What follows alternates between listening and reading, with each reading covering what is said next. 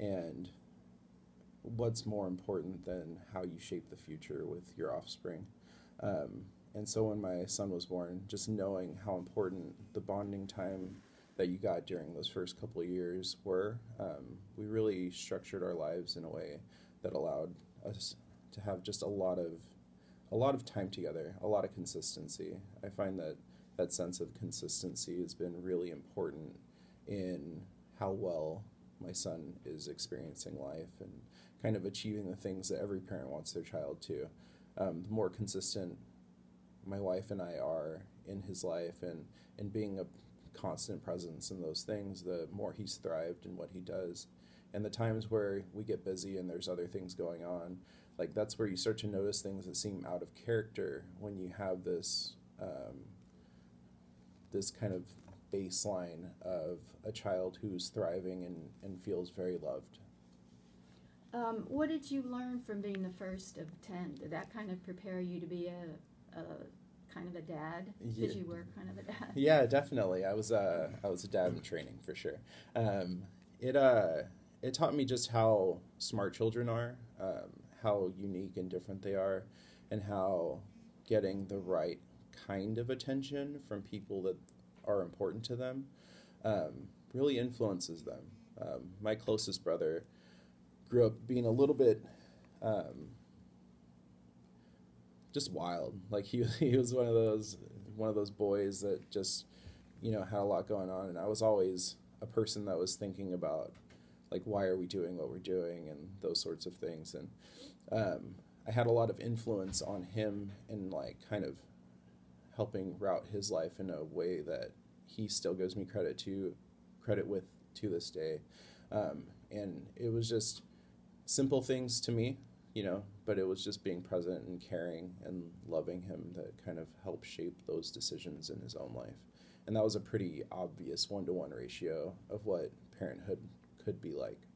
What I hear from a lot of men is they say in the baby's first year, the baby just wants the mother because it's nursing, and the father feels like, oh, I'm not that important, the baby just wants mom. So how does one be an involved father even during that early stage where the baby is nursing?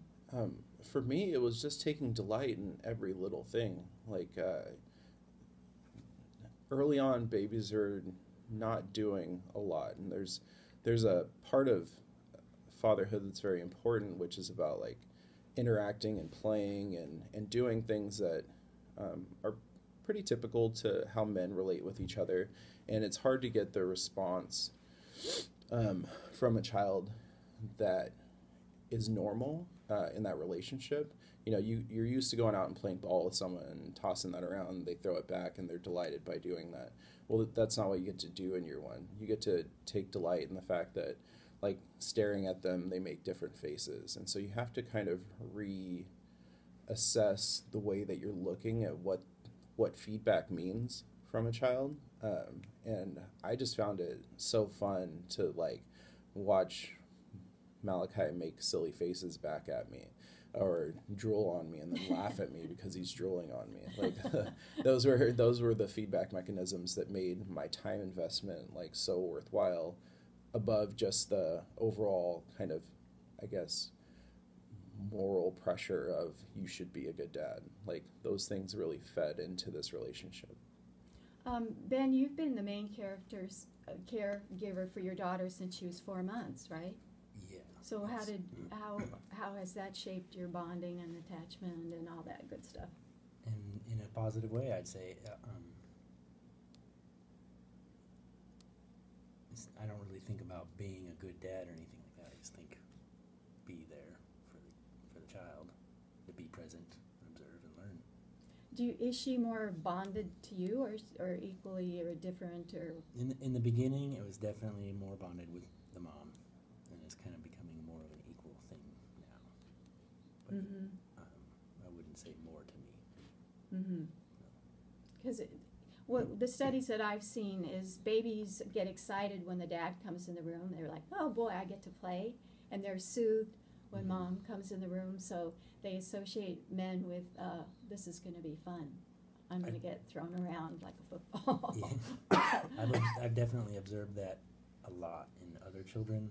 I volunteer at a preschool, Paradise Preschool, and a lot of the other kids get really excited when a man walks into the room, and not so much when their mom's coming to pick them up.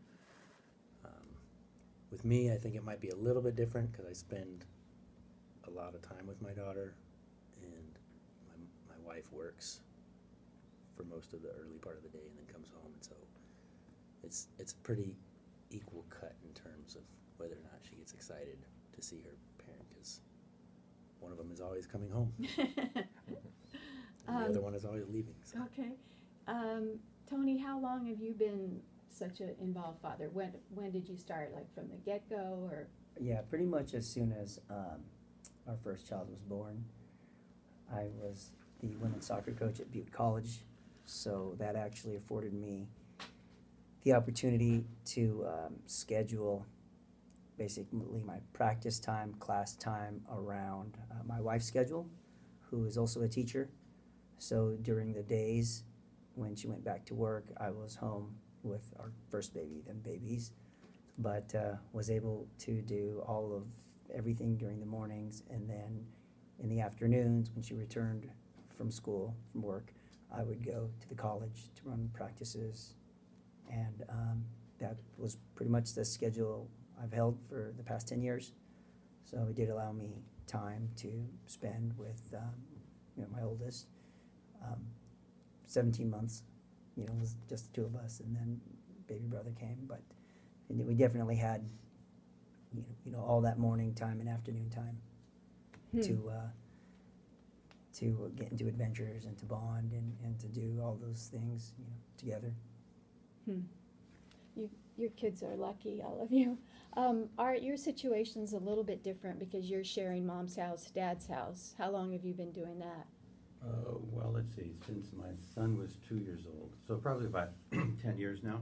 Mm-hmm. But I do want to say that I just recently adopted Yamil's brother and sister, so I've been in their lives probably 2/3 of their life. So my parenting started with them while he was in the womb.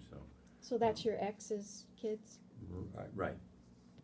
Yeah. So I got it. And I had a late start. I mean, I was 58 when he was born, I think. So 58 years old. So it's a little different, but it's it has a lot to do with my dad when I left when I was 2.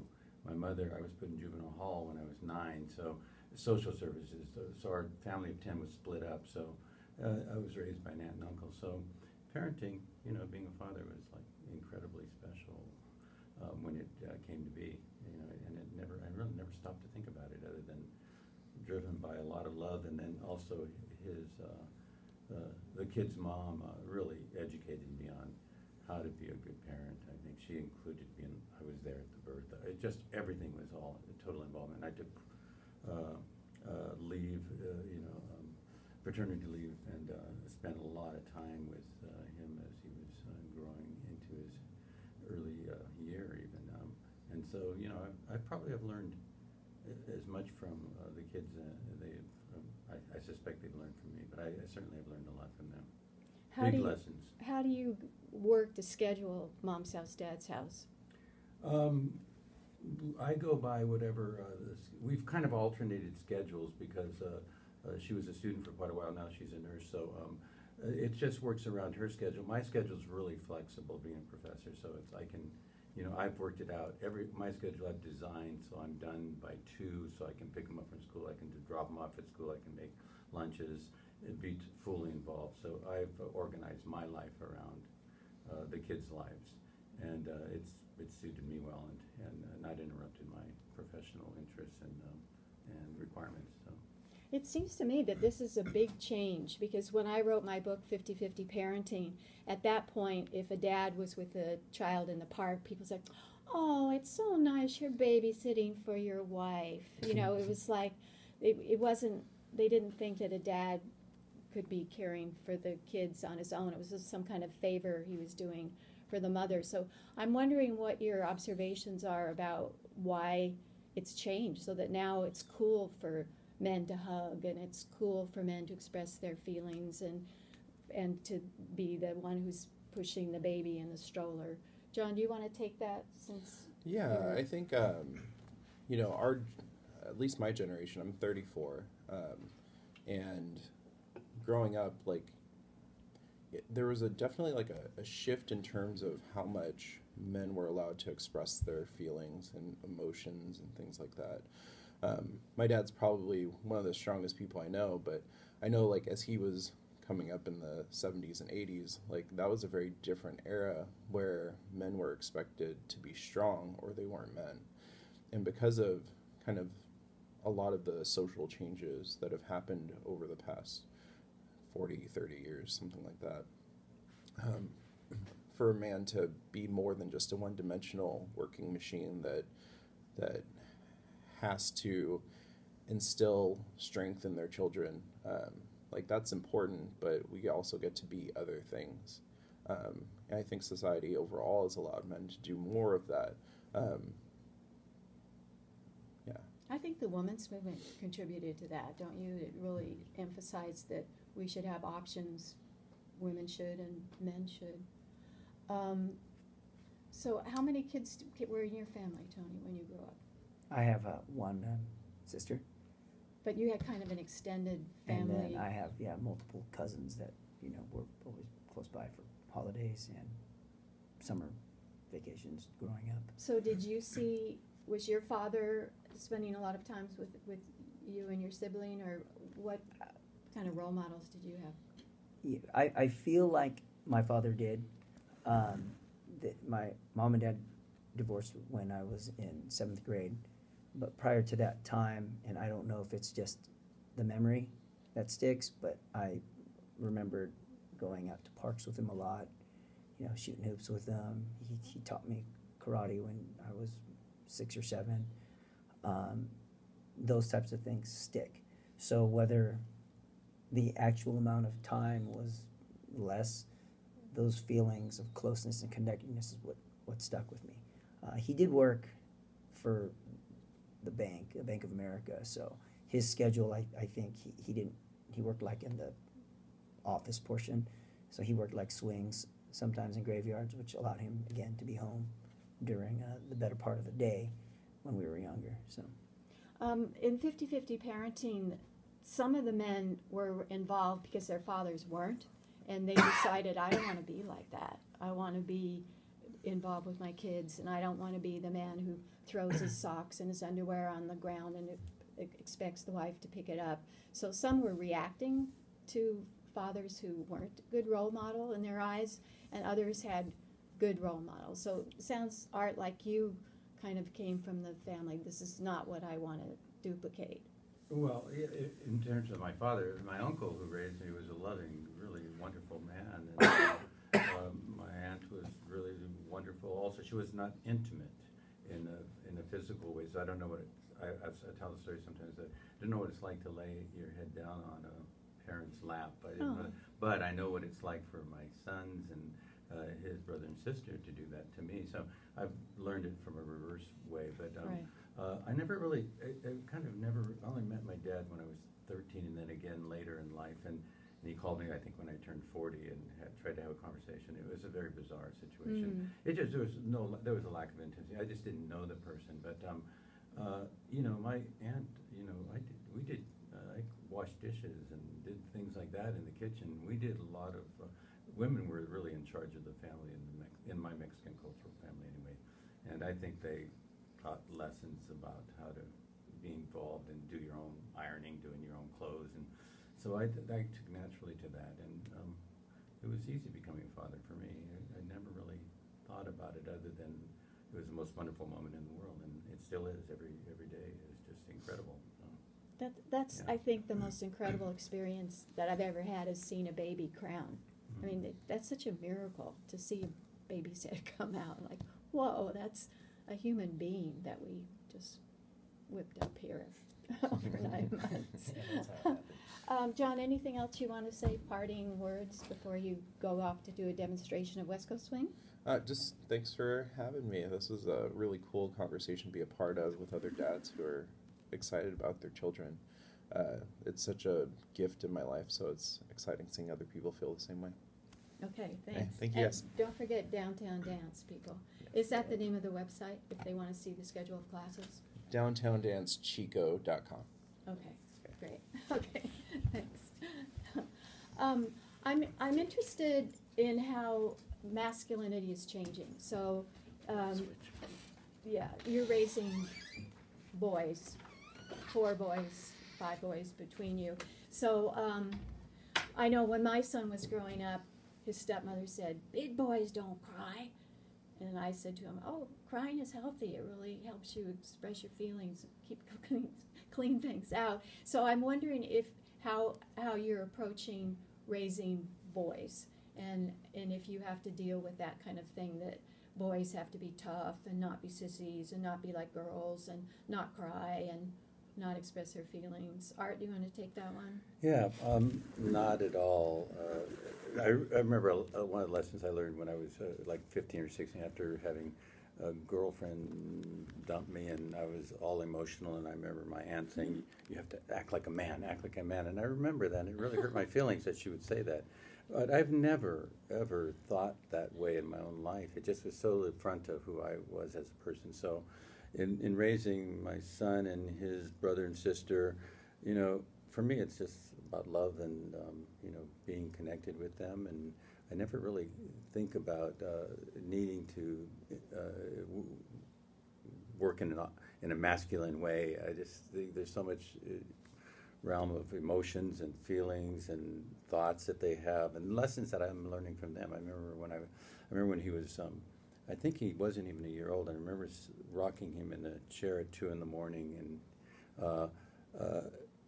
having an epiphany, a moment where I realized somebody did this for me, which taught me the lesson that even though my dad left, even though my mother wasn't there, somebody did it for me, and I had to pay tribute to that. That's a lesson I learned from my son, which is pretty remarkable when you think about it. Here I am, 58 years old, and I'm learning this from an infant.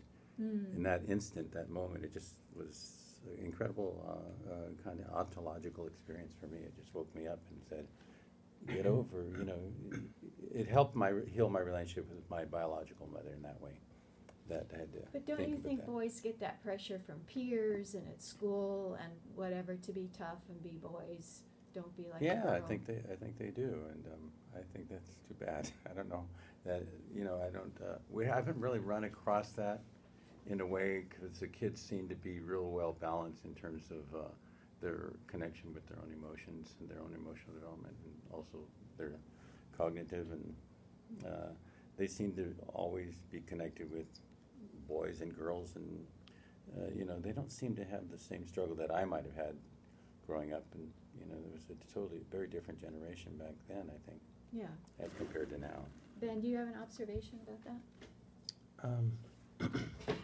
Yeah, I think so.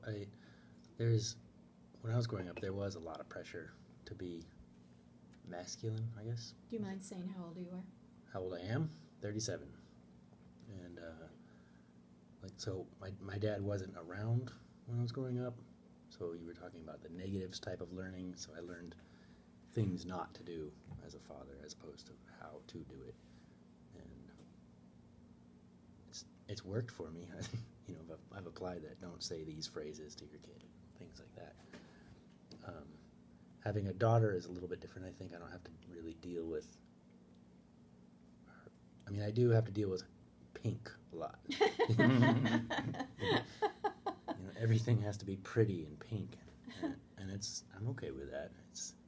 Does she get that from TV and media, or where does she She get goes that to the from? preschool, so she gets it from the other kids at the preschool. There might be TV things too. You know, I'm sure kids absorb everything all the time, nonstop. They're constantly listening and looking, and so where they get ideas from, I have no idea sometimes, but it's exciting. Yeah, it is. Tony, what about that? How you think about raising boys and being men, becoming men? Well, I think one of the things also to consider is that strength manifests itself in many different ways. The traditional idea of being a man, or traditional, I guess you could say, traditional masculinity is that of physical strength. And I think that's just a very, very small piece of the puzzle. We talked about being able to do laundry or cook or clean and take care of yourself. I mean, to me, if we are going to label something such as how to be a man in today's world, we should be independent and able to do those things in regards to like ourselves, whether it be physical and appearance, emotional and maturity development, or intimacy, or those types of things. So it's much, much more than just the idea of physical strength. And are there still problems or issues that are specific to boys? And you referenced the playground dynamic. I still believe that is prevalent. I think that as far as my three boys navigating through that, they all have a certain amount of physical aptitude, if you would like to put it that way, which maybe does not expose them to certain types of either criticism or that dynamic in the relationship with their peers. What about having long hair? I mean, because sometimes people probably think they're girls. How does that get in the picture? I feel like through their involvement in athletics, youth athletics, that it's probably, at this point, their truest exposure or sense of a meritocracy. The hair is not an issue, and their teammates / friends, which are both, look at them based on how well they can kick. How well they, yes, their skill attributes. How are they helping us? Are we all running hard? Are we doing these things? If we miss a ball or if someone messes up, it's not because he had long hair. It's because he wasn't trying hard or whatever it may be. Mm-hmm. So and that goes for both of them. Grayson's 3 and almost 4, so he hasn't really done much in that sense. But even socially for him, I don't feel like that's an issue. And again, they've all grown up here in the North State. I don't know if that's just because we're in an area that's much more open, or if that's indicative of everywhere around us. But yeah, that hasn't been an issue. Your kids are Generation Alpha and Z, and what scholars like Jean Twenge at San Diego State say about this generation is that they're told to have self-esteem, which makes them spoiled. They're helicopter parented, which makes them fragile teacups who break at the moment of stress, that the parents go to their job interviews and call up their professors and want to know why the kid got a C. So I'm wondering if you see that and if you are aware of any of that tendency in your parenting. What do you see that in terms of your students at Chico State, the helicopter parenting, the overprotected kid? Well, I know that I'm very overprotective, but I don't know that, my son and his brother and sister, they went to Waldorf school until the 6th grade, so arts, knitting, doing things like this. I think the activities he's been involved with, artwork, music, theater, and then sports too, balanced in with that. So he's much more fully engaged than I ever was. I mean, for me, sports was the avenue to success and being good and being a really good athlete. But for him and his sister and brother, I see them in, their talents are quite different. And I see that, in the Waldorf, it was really amazing because all kids were really accepted, long hair, short hair, and differences of gender issues, which really surprised me that how well the kids and the school and the curriculum really addressed the need to really be accepting of all kids, and regardless of the talents. And I think it's surprisingly, I think it would be a testament against the theories that are being presented about this generation. And I'm seeing something quite different, I think. What do you see in terms of your students and their parent involvement? Do you have parents that call you up and say, why did my kid get this grade? No, I don't get parents that do that. I think they'd probably be embarrassed if they did, because most of my students are graduate students. But Oh. so yeah, I don't get that. I do get students that complain about their grades quite a bit, but not so much their parents. And they seem to, yeah, you know. Are they fragile teacup snowflakes that fall apart at the slightest bit of stress or disappointment because their parents always the last protected time them? I've witnessed anything like that was when we had him in doing the card soccer. I saw a lot of that when you go out to 20th Street, staying there all day, watching people and watching the attention that these parents would give to wanting to be competitive and to be really good. I saw it there more so than, and since we stopped that, I haven't really seen it in the school setting, but I did see it on in the arena of soccer and baseball games and things like that. You see, it seems to be more prevalent there, and it seems to be of the younger parents, in my perspective. Like not the grandparents doing that so much as the 30 to 35, 40-year-olds. What I'm trying to figure out is big national studies show that young people are more anxious and depressed than previous generations, and 2/3 of the people who are anxious and depressed are young women. So something's happening, at least according to the national tests, that makes kids more anxious and depressed. It could be just that we live in an anxious, depressive culture right now with Trump and all the craziness. But I don't know, I have any thoughts about why kids might be more anxious and depressed than when we were young? I feel like kids are exposed a lot more to technology today. You bet. Like I didn't have a smartphone when I was a kid. I was outside fighting with my friends. And you learn Being a lot masculine, from that. right? And fighting, struggling, like climbing trees and falling out and throwing dirt, you learn how to cope with stress. Yes. Because you get hit by dirt clods and stuff and you have to deal with that. So, yeah, studies are showing that kids need that time. And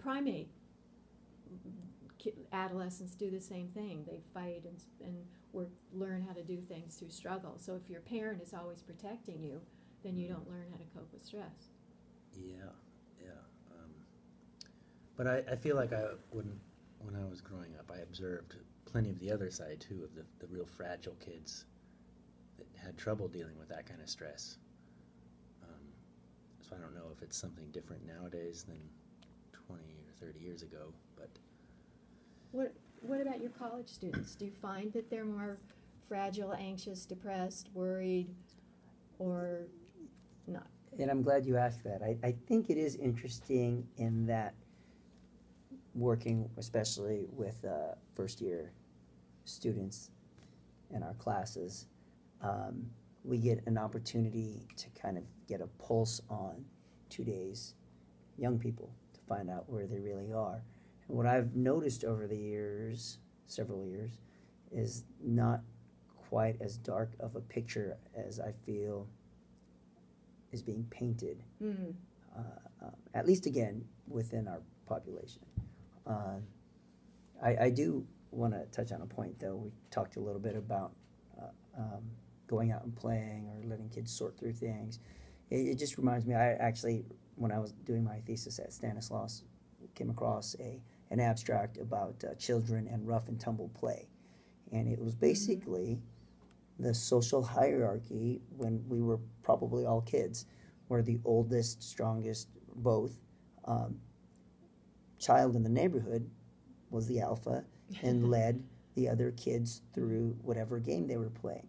But he or she also was put in a position to mentor and model, to teach the younger children, no, that's, don't treat him like that, he's 5, or don't treat her like that, or make sure everyone gets a turn.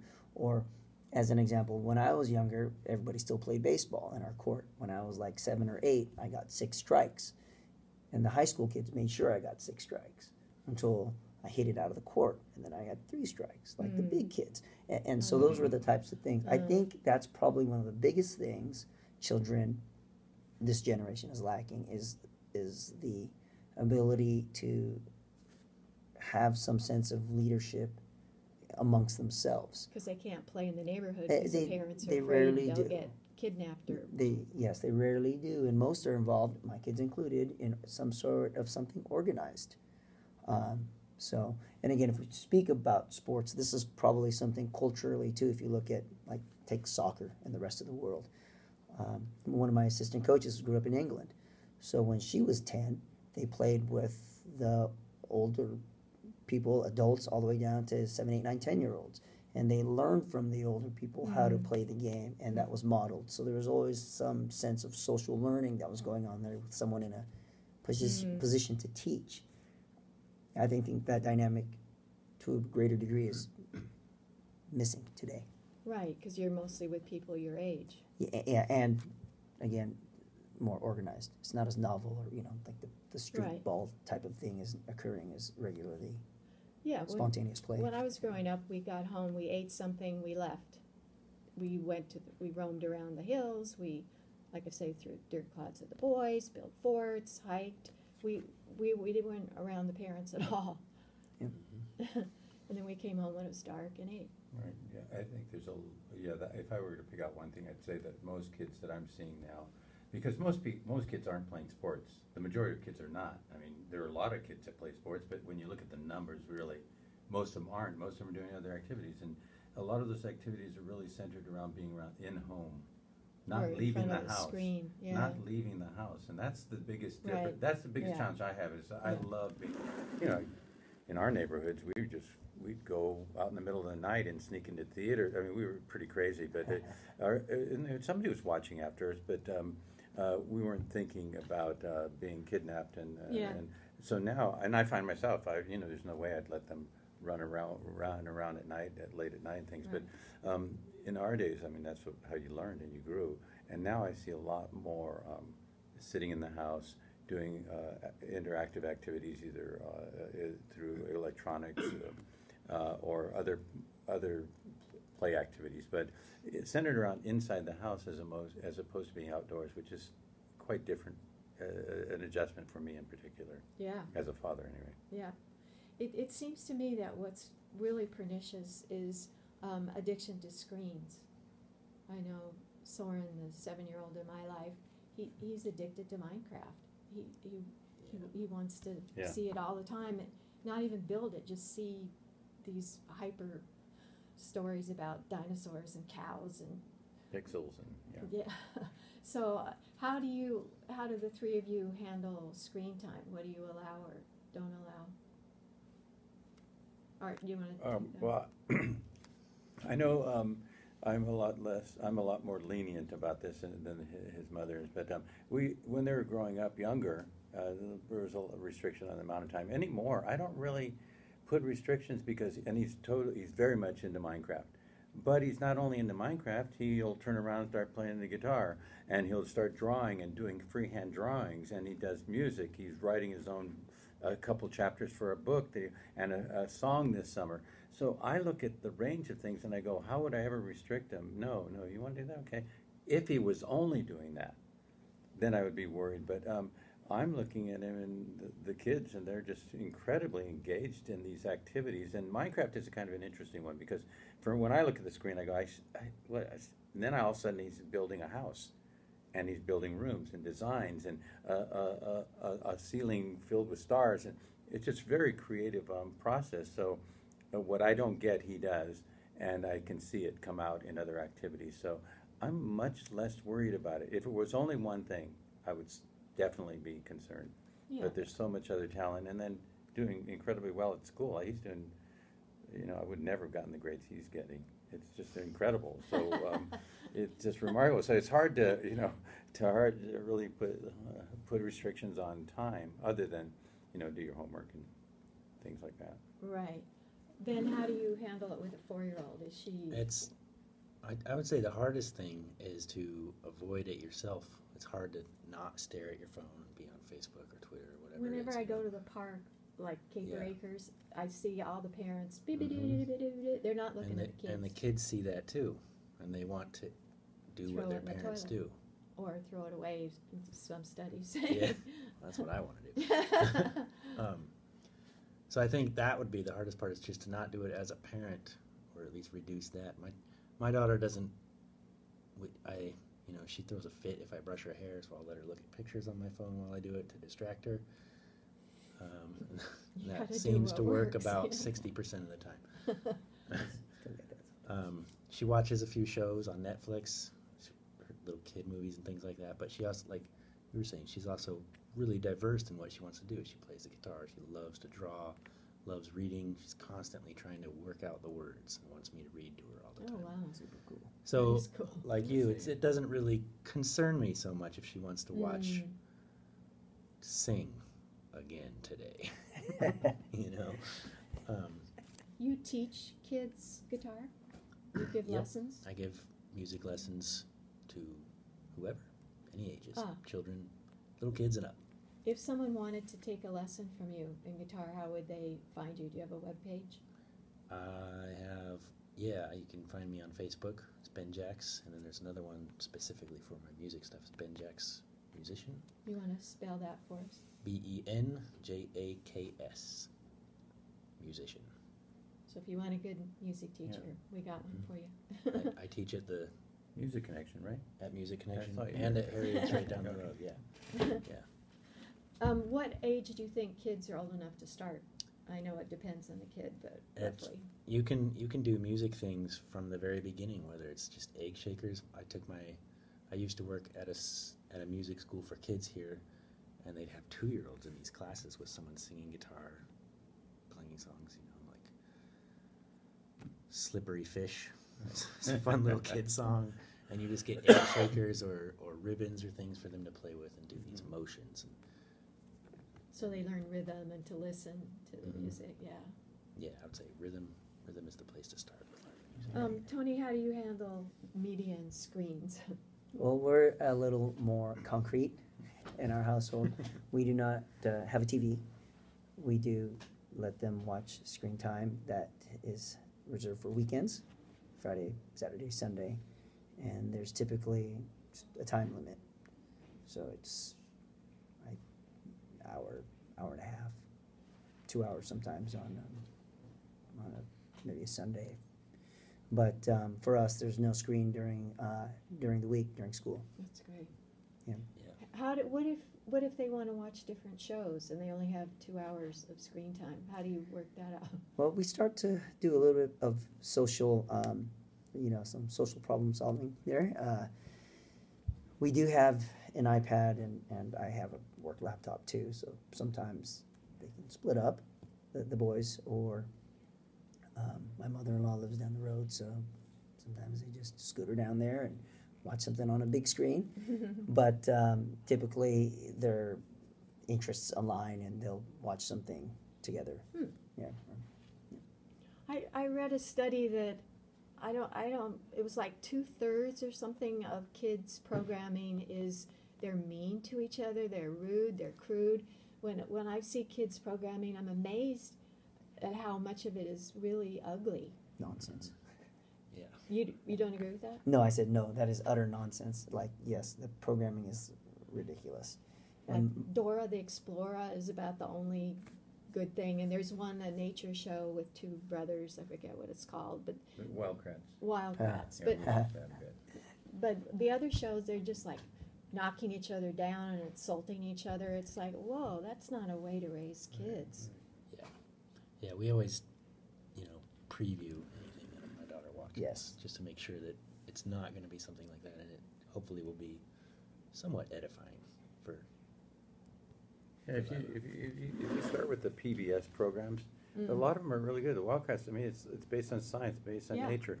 And now my son he wanted me to watch a couple of YouTube things, and he puts them up, and it's all about this science guy.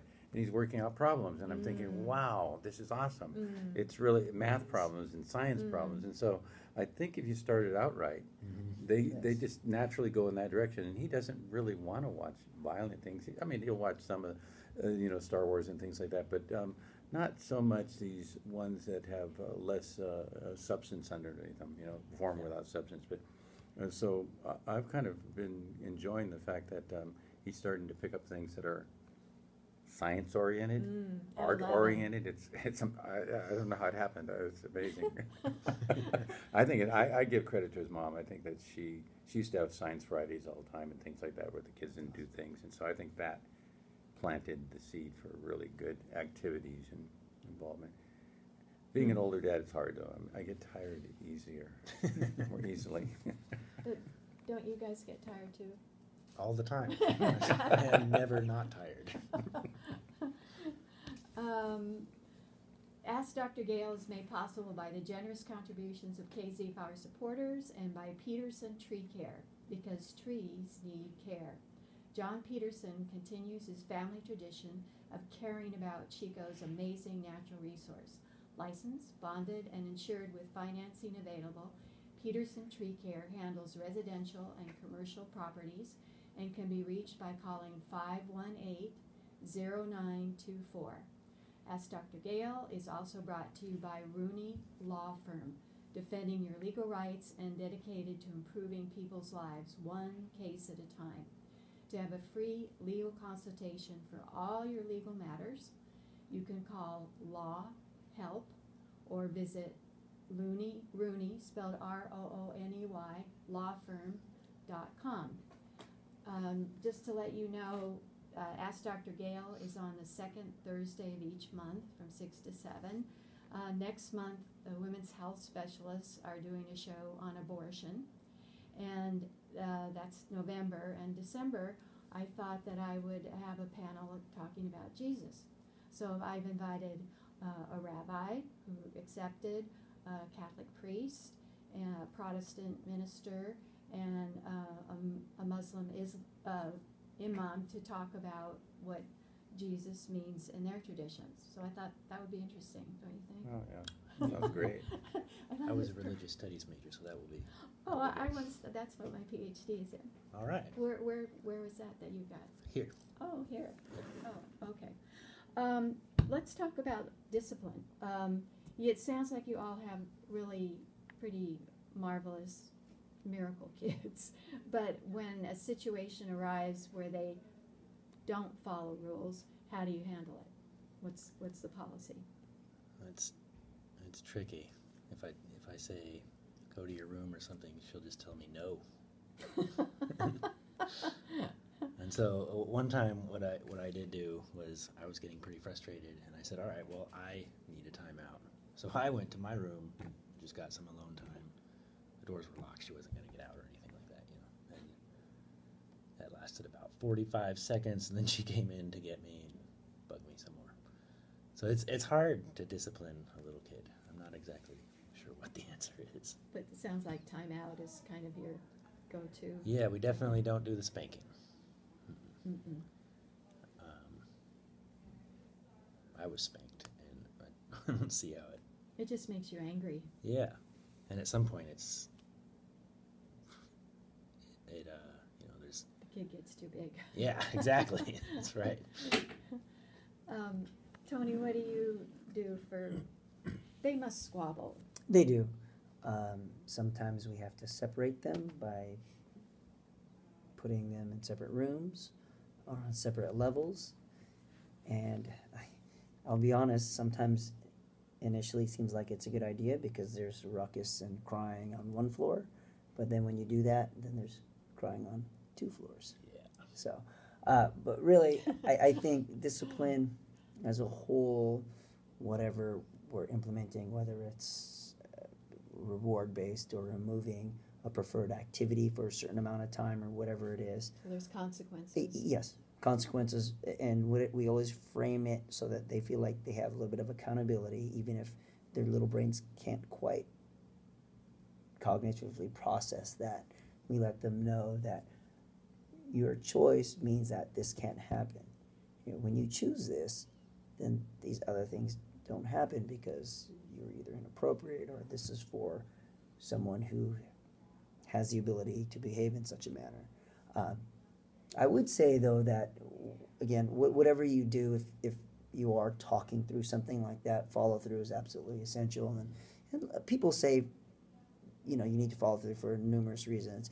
But I've come to this realization That follow through on discipline is really boiled down to one thing, and that's trust.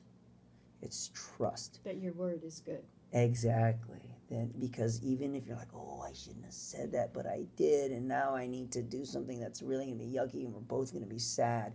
Your babies, or whichever